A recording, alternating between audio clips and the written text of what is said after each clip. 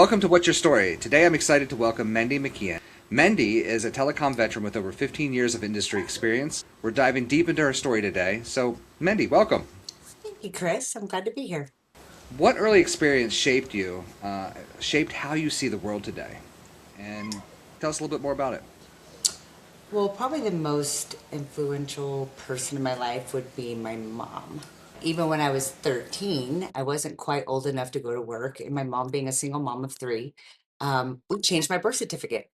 And because all you had to do was, print it out and send it over. And so all I did was make that 9 and 8, and I went to work a year early. I don't know if that's legal or not, but at that time, that's what I did to go to work so we could have school clothes and we could have the things that we wanted. And she taught us the value of working for what you have and to work hard. And you can have anything if you work.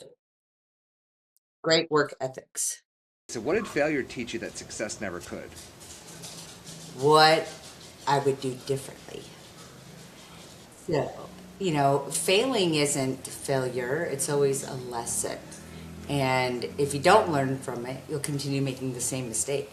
So, failure for me has been an actual huge learning curve. Like my first install, didn't know what I was doing. And everything went sideways. Now I know exactly what I needed to do before I even started the install, right? When I first started my career. So, um, failure as a parent, right? You do much better with the second one than you do the first one because you've learned from all your mistakes that don't touch this and don't touch that and stay away from everybody, like they're in a bubble. And in the second one, you're like, yeah, you'll be fine. So, and then because you're not a hovering parent, right? So they learn to be independent. They learn to explore life. They're not living off of your fears. So definitely, being able to have the opportunity to do something again is genuine, and I love all the mistakes I've made. It's interesting. I tell my guys this all the time that I want them to fail. And they look at me with a sense of wonder and like, why would my boss tell me they want me to fail? And I tell them I want them to fail because they're going to learn something more from that than having something successful or being successful and winning all the time. Because you don't learn from winning. Yeah, it's nice to be number one. It's nice to win the race. It's nice to be on top. But you don't really learn a lot until you fail. And then those failures are like, oh, I shouldn't have done it that way. I should do it a different way. Okay. Right. So I tell my guys fail fast and fail forward so that they understand that it's okay to fail. I want them to fail. I want them to win more, but it's okay to make mistakes and to own up to your mistakes and move forward. I think ownership is huge. um, for us, like doing tech work and like building, AI or building whatever. The reason why we test it so much and we do it is we try to break it, because if we break it, then we know how to fix it, right? Or then we know we make it unbreakable. But we use every bit of our power to break the system so we can not break it next time. And so, the power of failure or broken is to recreate and redesign and restructure your life, your tech. It doesn't matter what it is. There's a security conference for us IT guys that happens in Vegas every year. One's called Black Hat, and the other one's called DEF CON. And that's where everybody in the IT space, in the security side, or hackers, or tinkerers, or whatever, take things apart, figure out how they work, and how to put them back together again better. Even if there's a couple spare parts left on the side there. Right. Well, that's the best part of like understanding the working knowledge of something. You don't necessarily have to do it exactly this person who maybe invented it. You don't have to do it. Everybody has their own way. But if you understand the working knowledge of something, you can do anything your way. As a young person, what's the best advice you received as a young person that you'd pass on to somebody today? And how has that really changed how you think? What I've learned is now that I use so much of my cell phone and I use, maps, I don't know the name of places. I depend now solely on my tech because before we used our brains. I think we solely get lazy because technology is so at easy to grab, easy to use. that we forget about the things of really using our minds. And if I could do anything in the world, don't be influenced. Do it yourself. And you can always use tech, right? I love tech. But really try to do things like put your phone away and then go for a drive and see if you know where you're at. You know, do you remember what freeway you're on? Do you know how to get back home from, the local bakery? Yeah. But really just kind of do some, I think doing exercises that make like trigger your memory or trigger your working, part of your brain is important. So disconnect a little bit, if I'm hearing you correctly, and try to challenge yourself with just going for a walk in the park or actually getting lost. Yeah. Go get lost. Go Just go, break it. go get lost. Go figure out your own way home. It's funny you mentioned that because the Richard Branson biography, Screw It, Let's Do It, talks about how Richard Branson grew up. And one of the things that sticks out is his mom, 3 miles from home, kicked him out of the car. Not physically kicked him out, just told him to get out and said, find your own way home. And that it impacted him so much as a young child that he actually remembered it and actually told it in his autobiography because it impacted him so differently, and it made him more of a free thinker, not so much a free thinker, but somebody who would actually go figure out something and Problem try to solve. understand it. Problem solve. That's a good one. Yes. If I can give any advice to anybody, try to figure things out. Describe your biggest storm and how did you keep moving forward when it felt like there was no hope? Okay, that's a really really good question because this one is actually why I am where I am today. When I got out of high school, I got married. I was an escrow officer. I was into real estate. It was fine, right? Paper pusher. But then I got a divorce, and my first cousin is an IT guy. He takes me to a chamber meeting. I meet one of these people, one of his clients, and next thing you know, I'm working in telecommunications. I'm like, wow, okay, what is this? He goes, I can teach you the business, but I can't teach you what you have, which is the networking and the connection you have with people. Right. So I was just sales. And then I wind up, doing for a few years, and unfortunately he got sick and passed away, and so I moved to a different company, and I'm sales and I have a tech. My tech literally has leukemia. We don't know it. Passes out during a huge medical install. 1,000 phones, NEC, super complicated, and I have cables everywhere, right? No programming, no nothing. I call NEC. I go, I don't know what to do. And they stepped me through it, right? I got through it through them. Thank you, Jesus. Thank you, NEC. But they rewrote their entire certification class based off of my not knowing knowledge. So I knew what phone systems did, but I didn't understand the working knowledge of why they work the way they do, how they work, where you can lift pieces off and you can't leave pieces. There's certain things you have to have. And my boss told me if I wanted the phone department to survive, figure it out. And that's really what came down to it. I took every certification class. I did everything I could. No extra pay, no nothing. This was all on my time. But then that's how I became a sales engineer, is I learned the working knowledge. I got certified on all of these other systems because once I actually got into it, I didn't know I was that techie. I got to be creative. I got to open up a world I didn't know existed and be creative at it and watch it work. It was really, really fun. So not only do I get to sell, the systems to solve problems, but I get to help create the programming and the design of it. And that's kind of how I got where I am today. Did you ever, during that time when you had to go figure it out, did you ever almost give up? I am so happy that I stuck with it. Especially when you're pushed into a corner, you tend to pull out things that you didn't know you had talent for. Yeah. And but you would never do it if you didn't go into that situation. We don't push ourselves sometimes until it's like dire need. And then you're like, pedal me go back. Not so bad. And it's just been, it's been a blessing. So would you say that struggle helps innovate? 100%.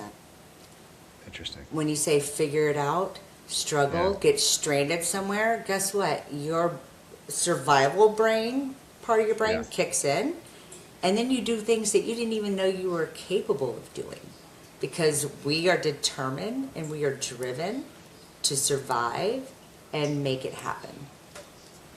Who supported you during those times where you felt like you were giving up? What kind of support did they give you? And they say that a girl, or just, hey, if you want to keep your job, you go figure it out. Well, the boss that told me that Okay. also said that is how because he was a network engineer, right? That's what Yeah. he does. He designs networks, programs, and does all the whole and RCDD. He goes, I didn't want anything to do with phones. This is my dad's thing. And he goes, and my dad didn't have a tech, and he just threw me in it, and I wanted my dad to survive, and I needed a job. That's And cool. he goes, that's how I learned, is you just figure it out, break it, unbreak it, do it again, and you'll get it. And I get consistency, right? Drive and determination. All the mistakes in the world will never give you that that that internal survival mode, if you will.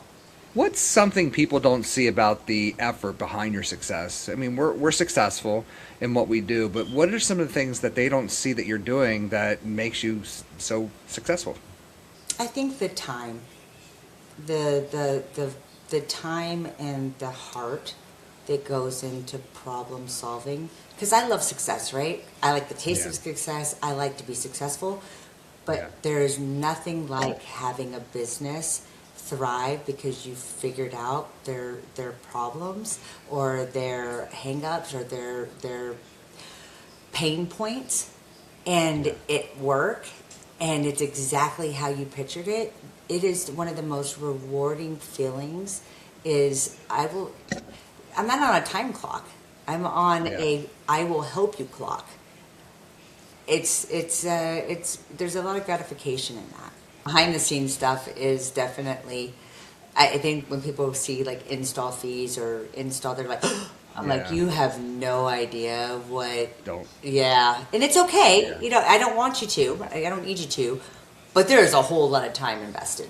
So, what lesson took you the longest to fully understand, and what advice would you give someone facing a similar challenge today? Life. Ooh, that's a big one. And life was hard. Well, they say there's wisdom with gray hair. I'm not quite wise I've yet. got a couple. Yeah, I know, right? I would learn. But learn from people. You know what I mean? And I mean, and fact find. Like, don't learn off of, Tom and Jerry. Don't get me wrong.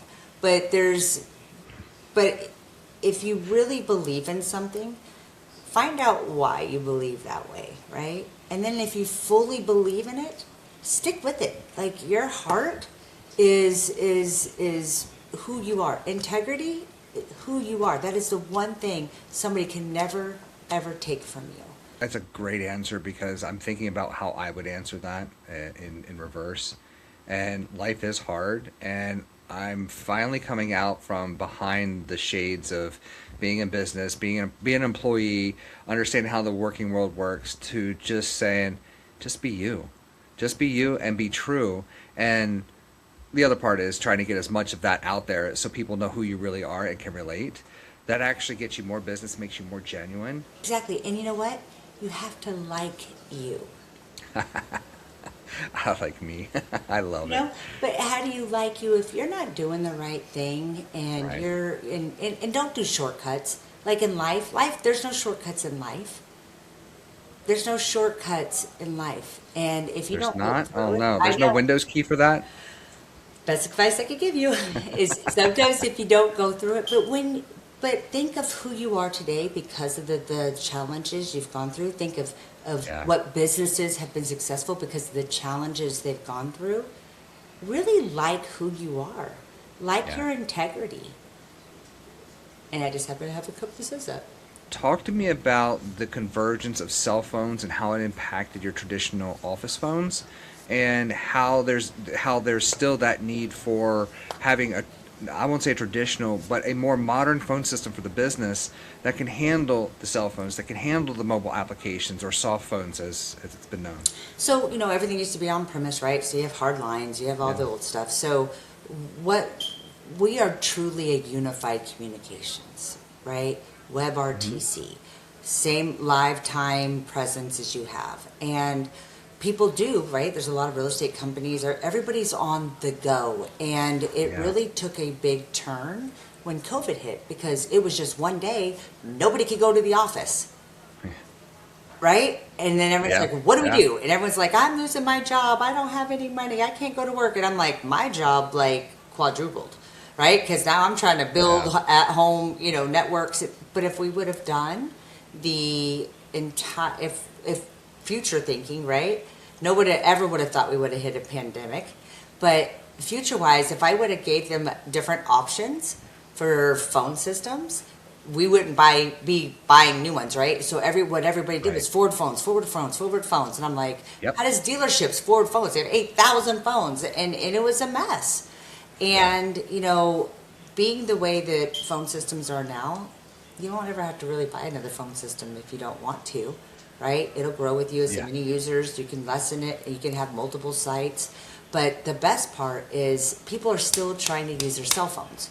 So now we have, apps on our phone that will go through the phone system. So the businesses still have record of phone calls in, phone calls out, recorded phones, Hmm. depending what it is. Hmm. But you're still allowed. People are like, oh, well, they're like a ball and chain. I'm like, no, it gives you freedom to continue your life and still help others, right? Still be able to answer your customers' calls. When people give out their personal cell phones, there's no cut off or No. predetermined, and you can lose money as a business. And depending on what type of industry you're in, legally, Yeah. they can't be sending text messages and phone calls without having the DLC 10, DCL. DCL 10. All that is a federal law, right? You have to have options to opt out. You cannot be just texting me. And I don't think people realize the importance of the compliance it is for communication. FCC says, Sure. hey, this is what you need, and there may not be a compliance officer walking around taking tickets, but let something happen and you are completely liable. What's the core transformation your customers experience? Share, if you can, without sharing customer names, share some concrete examples or in a story how you transformed a business with what you've put in or what you've done for them. Okay. So I'm currently, and we have a case study we're working on right now with them because I just so Perfect. it's a real estate company, and there's 5 different states and say almost 200 people, and everyone's using their cell phones, right? Because they're real estate agents, so they're using their cell phones. Yep. Their uh I'm sorry, their Microsoft Office, right? They bought it from Microsoft. They got a year retention because that's what it comes to the license. They're doing great. They have no idea what's going on. They have rural areas, they have stuff going on. They have no baseline to even understand, except for when they went to find a $60 million email. Oh. Yeah. So you want to experience the pain? No, Oh. 2 years email, only have 1 year retention. 2 years ago, deleted email they needed to find, didn't have it, gone. Poof. That put enough pain that says, hey, we need to do something different. We don't even have the ability to find out the phone calls or the recordings or when they called. Like, we have no history. We have nothing, right? We don't even know what number they called. Which is money out of their pocket, right? Could have been a $60 million listing. There was some stuff in there. I don't know the details. So what we did is now they have good old Microsoft, right? Licenses. They're getting Sure. better coverage, more retention for the life of their contract. And they have a phone system now that has been created for them on it. It does all the busy work for them, right? Because we still want customer facing. We still want that face to face. Right. But you can't do the face to face and do all the tours and the house showing and the open houses if you're missing your leads and calls that are coming in and you get a voicemail. Guess what? If I'm a person and I'm trying to look to buy a house and I want a real estate agent, guess what? Yeah. And you don't answer the phone, I'm calling the next one. And I'm calling the next one. That's exactly right. Same thing with any service. If I had a plumber that's not calling me back, you get one shot with me. I am a right now gratification person. I'm an instant gratification. You can't do it. I'm going to move Yeah. on to your competitor. And so now, not only do they have records of all the calls coming in from all different states, but we're able to map it. So if they don't know what they're looking for, right? I don't know, I need an address, but I have it ask discovery questions. Are you pre-qualified? Are you working with an agent? What area are you looking for? I'll give you, what is your criteria? I do all the discovery for them while they're facing a current customer, right? A current client. I'm catching leads and I'm sending them, I'm scheduling them, I'm sending them, what do you call it? Sending them, not leads, what are they called? Open houses. The houses that are for sale. The Listings. listing, thank you. Oh my God, that was bad, sorry. So the listings, right? So Yeah. they have, and do you want to see these? Do any of these houses look, like you want to look at them? Absolutely. So guess Yeah. what? That person, I have AI, go ahead and put it on their scheduler. So Oh, that's now awesome. they're making money and they haven't done nothing and they didn't have to buy another employee. They're still doing what they're doing, just making them more efficient at what they're doing so they can face have the face fronting persona that they want, which is that personal touch. I'm just doing the little busy work. Looking ahead 3 to 5 years, what exciting impact do you hope to make?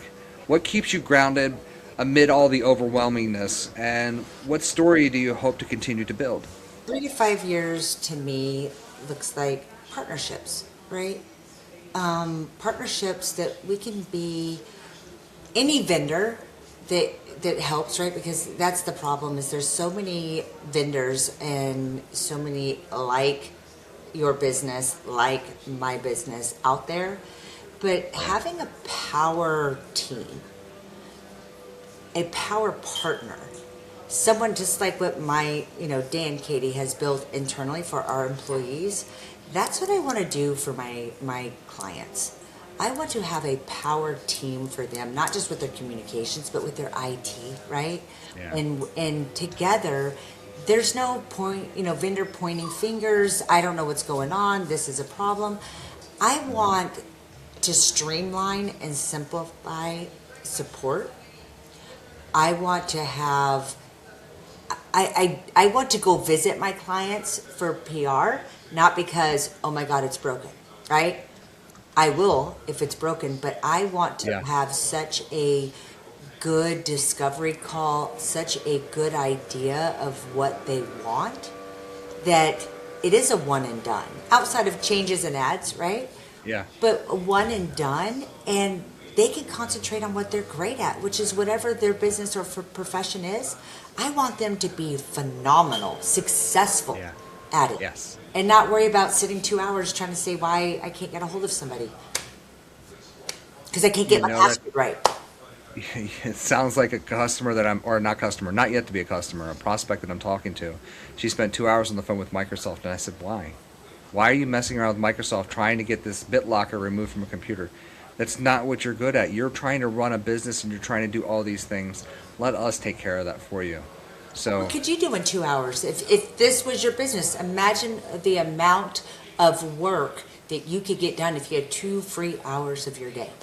if I had 2 free hours, I could get a ton of work done, and that's only because, as we talked earlier about business mentors, as I mentioned earlier, the business mentor that I talked about, I was doing his computer work for him. He worked he started as a janitor, and he worked his way up to the COO of the Bonton stores. Unfortunately, he passed away just recently, I'm probably sorry. about a year or two ago. But he was really good at helping people do what you said, step it up, trying to help make them succeed. One day when I was working on his computers at his house, he said, I told him it was 125 bucks, and he said, you know what, sir, I'm going to make you a deal. You're welcome. I'll pay you. Here's the check. I'll give it to you right now. But I would like to offer you a time exchange. I said, well, I'd never heard of this before. I said, what do you mean? He said, I will exchange the time that you spent here for my time with you. And I'm like, well, what's the value of this guy's time? Well, I had to put it to a dollar value, and he said his hourly rate is not 125, but it's $500 an hour. $500 an hour is insane. So I would be foolish not to take that kind of a deal. But I saw his expertise and his knowledge as very valuable in that he started as a janitor and worked his way up to the COO of Bonton. You think the guy knows how to run a department chain of hundreds of stores and, thousands of employees. So I said, you know what? I will take your deal and I will be happy to exchange it. I'll walk out of here without any money, knowing that I can come back and I can talk to you at any time about running my own business. And he has helped me earn more money than I could have ever made that 125 for the 2 hours, was it 250 or whatever, more long term than that short term gain. So Mendy, how can people get in touch with you to learn more about you, your phone systems, how you can help them? Where can they learn more? Are you on LinkedIn, TikTok, Facebook? What are the social networks they can get in touch with you? You're welcome to drop an email or a phone number, whatever works for you. Yeah, so, obviously I'm on LinkedIn because that's where business is. Mindy McKeon. Oh, I do want to add a little plug-in. So, one of my new systems, they just had a product update, and Sure. it is the dual SIMs card. So, we have our own mobile network now that is part of your phone system. So you're not Oh, wow. going to have like AT&T and whatever. Don't need to do that. If you have AT&T, it's your personal, it's fine. But it's dual SIMs. So we now have an eSIMs card that will go with your phone. So it is your phone system. It is now going to be HIPAA compliant. You're going to be able to text and talk and do all the things that you do. But we have like apps, right? It's all data run because it all goes back to the cloud. Now we have mobile. So it is all encompassing. It's all in one. So that opens up a great question. How does that work with an employee who brings their own device? They can have an eSIM, but when the employee leaves, the eSIM stays with the employer? Mm-hmm. That's awesome. That way you don't have to worry about them taking your customers, and they're still able to communicate and still be able to talk with their native applications like they're used to. And it will ring in a different ring, right? Because I think Verizon tried to do something like that. Like they'll give you two numbers on a phone, right? And then like Apple, you can have two different carriers on a phone. Yes, you can. Yeah. Same thing, right? So it'll be it'll be us on their cell phones, and you don't have to pay or do anything, and everything, and you have all record everything. Everything's in the cloud. Everything's great. If they lose their cell phone, no big deal. That's on them, not on you. Unless you want to do that, it's completely up to you. But yeah, so it's. I've had plenty of conversations with business owners about them. Bring your own device. It's still a mess in IT, it's staff and policies and procedures and what the company wants to pay. But the fact that you have the eSIM capability is fantastic. I think you guys are the only ones that have that. We're the only ones as of right now. But you were also one of the first that started WebRTC, so where everyone's catching up and doing it now. Yeah. We're just getting better. So you're pioneers in the telecommunications business. So not just desk phones, not just office phones, but cell phones as well as the communications we're using WebRTC, which is real-time communications, which means that it doesn't have to go to a server directly. It goes directly point to point. Yes. So if you like, you and I did it, like on my cell phone, right, on my URL.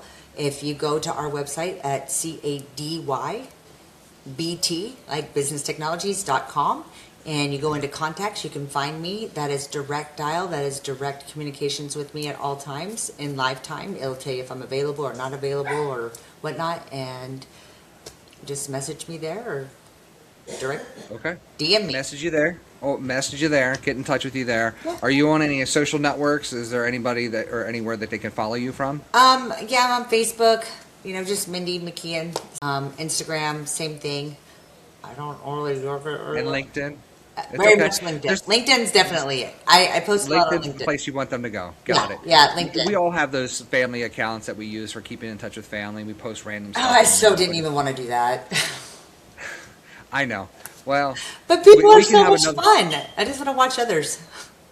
Well, you want to watch others, but people also want to watch you. They want to follow you and see what you're doing. I was a human crane. That's what it's all about. I was a human crane. Okay, so if you want to know more about that, you're going to have to follow or find her on one of the social networks. It is posted, so if you guys can find it, let us know. Make a comment down below. And Mendy, I appreciate your time. I appreciate your knowledge and your experience, and I look forward to continue working with you. And I appreciate you hopping on the What's Your Story podcast. I have one question. Yes, sir. You've never, you asked me what my experience was working with you. Ah, you want me to do that? Okay, so yeah, the experience has been great. I have never had a partner that I can talk to as casual as we do about talking technology. So geeking out sometimes because I'm That's what we sometimes like to do. technical. So, but for me, I like to understand how things work, and you have that brain to understand how things work, and you and I have like this same wavelength type of thing. We can communicate together, and as I was starting to mention, I've never had a partner where I can communicate like in my own brain capacity or my way that you understand it, and sometimes I don't even have to tell you, but you already know what I want. So I don't know any other partner I've ever had that knows what I want without me actually having to communicate it to them verbally. You just know, and it's fantastic. Telecommunications. It is telecommunications. It's called ESP in the paranormal world, but telecommunicate, yeah. And here's what's really cool. Here I am on the East Coast. It's 4 o'clock, almost. It's actually 5 o'clock now. We've been talking for nearly a whole hour now, and you're in California, 3 time zones away, and it's though you're like sitting right next to me in my studio. So that's what I love about you, Mandy. Oh, you know what? That's great because we actually have never. We're going to go to Washington D.C. and we're going to rock it. But I'm All just right. saying is that to have people. This is a good thing for people to know. Just real quick, people don't realize how much of a relationship and a partnership you can have with somebody even over video. Yeah. They get so scared that even your remote cells, they get so scared to be like, it's so impersonal. I Yeah. can vouch that that is not the truth. I have had the best relationship with Chris, his family, his things, all through video. And we met in a BNI networking thing. And it was like, Speed networking. yeah, Yeah. it was, I don't know if I could drop that, but I did. It doesn't matter where we met and how we met. The thing is that we met and we just started talking. Yeah, yeah, we of course we're members. Yeah, That's if you right. guys want to join BNI, let us know Yeah. because we're Let us know. seasoned We members. can do that.